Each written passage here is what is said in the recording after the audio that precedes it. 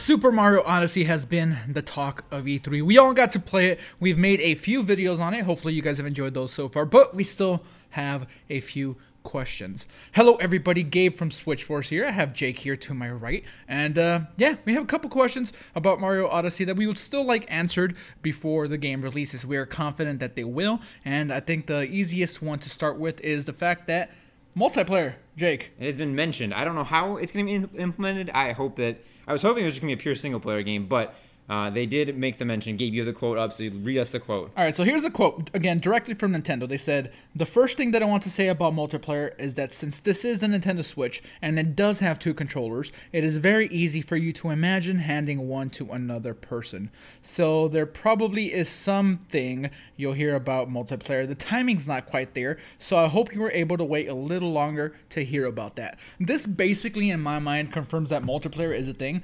I guess the real question is how. Is it a simplified, like, more kid-friendly version like they had in Galaxy where you just have a pointer or something like that? Is it, like, full-on co-op? That would be absolutely insane.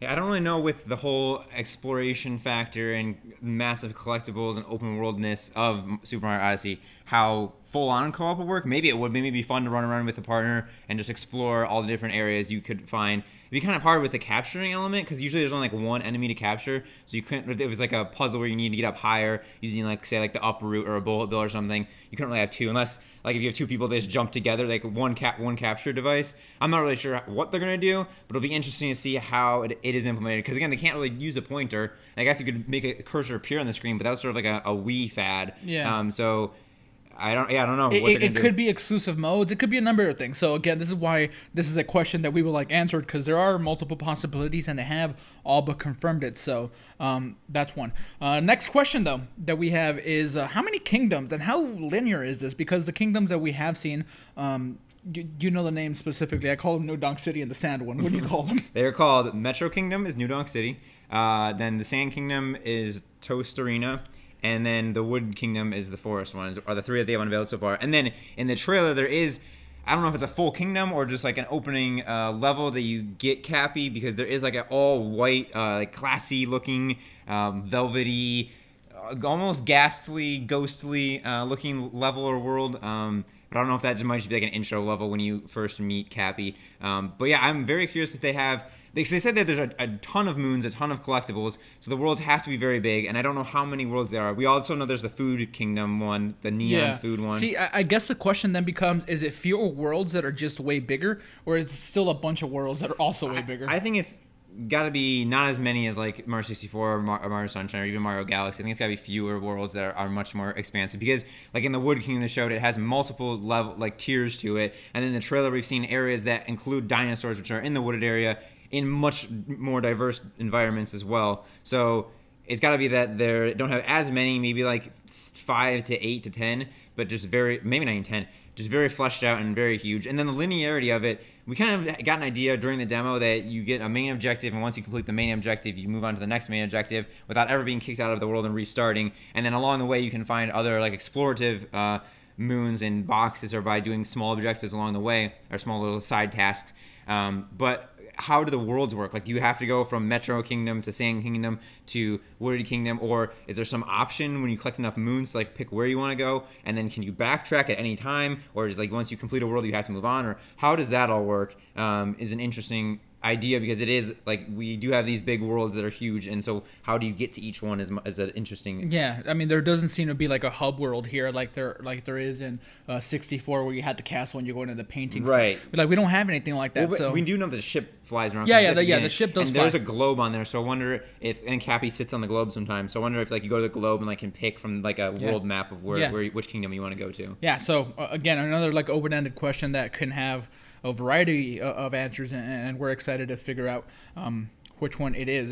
But speaking of the kingdoms, we've seen like day and night versions of the kingdom. So what's the day and night cycles all about? This time we're collecting moons, right? So when I played in New Donk City, it was daytime out, but we have seen the nighttime version as well. So what's that about? How do we turn these things into night? Yeah, I don't know if it's like once you do a certain number of objectives, then like halfway through the objectives, like total number of objectives, and it flips to night. Because yeah, we have seen like the tanks and the centipede mechanical boss in New Donk City. We have seen some like nighttime in the Sand Kingdom. So it definitely does shift at some point, and it just is it objective based, like once you get through a certain number of objectives, or is it something with a certain number of moons, or do you go through all of them then come back and revisit them after like you beat all the brutals one time?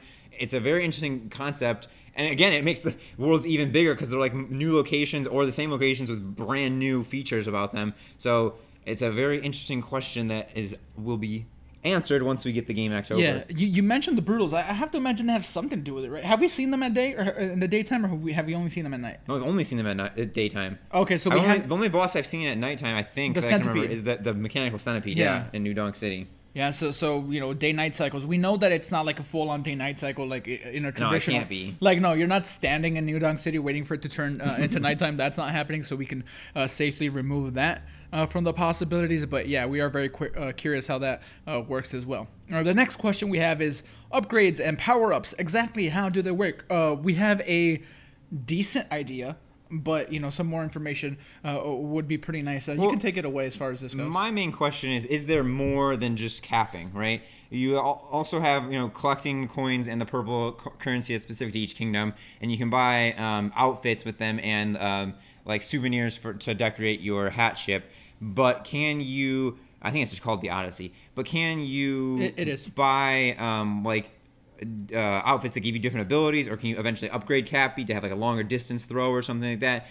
Or are there traditional power-ups like Fire Flower type, Cat Suit type, Tanuki Suit type power-ups along with the capture? Or is it just all capture, and depending on which thing you capture, it gives you different abilities, obviously, but then that's like the only mechanic that's power-up or upgrades sort of type thing? It's so hard to like imagine a Mario game without like traditional like suit power-ups that you just get from like blocks.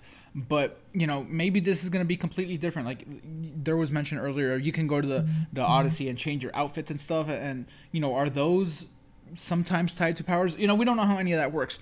We have a decent idea of how just like buying the outfits work. As you mentioned, you collect these things, the purple coins, some of them that are specific to each level allow you to buy the outfit or whatever, and that even unlocks new areas in the level sometimes. So again, we have some idea. It's just some clarity on this would be great. But this is one of the questions that I maybe don't even want answered until I play the game, though.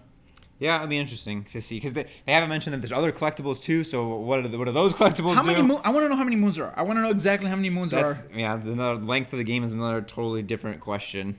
Yeah, and the last one that we have here is: are there more diverse playstyles? Like we saw the 8-bit section that was reminiscent of a Link Between Worlds in the Sand area. I forget that name so often. The Sand Kingdom. Yeah, sure. Toast Arena is the town name. So we saw that on there, and that's very cool. But is there more of those and different ones? Because I think personally that is the 8-bit wall scrolling is specific to the Sand Kingdom, because I feel like it's like a hieroglyphic type pyramid type playstyle that fits in well with the Sand Kingdom, and I don't think that it's going to be featured in the other kingdoms. But are there other playstyles or weird, interesting game elements that are unique to each kingdom, in the Wood Kingdom, in the Metro Kingdom, and in the other kingdoms beyond? Are there other little Easter egg type playstyles that do mix up the way you play? I think it could be very cool. And Mario has a huge backlog of things to draw from. Yeah. I mean, we have seen the cameo of the Mario Maker suit in New Donk City. I want to finish making one of these levels. So yeah, what if he has like an ability to move girders around or something when he's the Mario Maker? I don't know. It's a very interesting. There's so many options they could do, and they did say that they want focus on the most fun mechanics they could think of in Mario games, and made that the focal point of Mario Odyssey. So it'll be interesting to see what else you can do besides just capturing. The closest thing that I can think of that in New Donk City is not even like a completely different play style like that, but the ability to like go up those electrical outlet things. Mm-hmm. Like maybe that's a little bit maybe that's the version of the hieroglyphs. Yeah, it's like a different way to traverse. Yeah. So could be. That's the only type of connection I can make on that. We explored New Donk City a decent amount. We've seen the demo played extensively. We played the demo now in New Donk City, and there's nothing quite like the Link Between Worlds style that just completely changes it. But like I said, going up the power line very, very quickly, that might be the equivalent for New Donk City. But we know there's new areas that we haven't even explored, because there's a manhole cover objective that is totally blocked off in the demo, and so there's got to be an underground. You got to get like a sewer suit Mario. Yeah, or something. go underground. Yeah, I don't know. But yeah, there you have it, guys. 5 questions, 5 things that we still want to know about Mario Odyssey. Some of these we do have a little bit of information on, but like I said, more clarity going forward, or you know, maybe another. We're gonna get another Mario Odyssey Direct before the game's out. Yeah, I think we can safely say that. But let us know what type of Mario Odyssey questions you have. What would you like to know about the game that hasn't been revealed quite yet? Maybe we'll take some of those and have a comment for us specifically for Mario Odyssey. But you guys have been great. My name has been Gabe. This has been Jake. He's no longer Jake, guys. Exclusive E3 premiere right here. I don't agree, but okay. Yeah, sound off, comments below, subscribe, hit the thumbs up if you enjoyed the video, hit the notification bell so that you join the notification squad. Don't miss any of the rest of our E3 coverage. We still have a ton of stuff coming up, even though it's already Wednesday. You guys have been great. Switch Force out.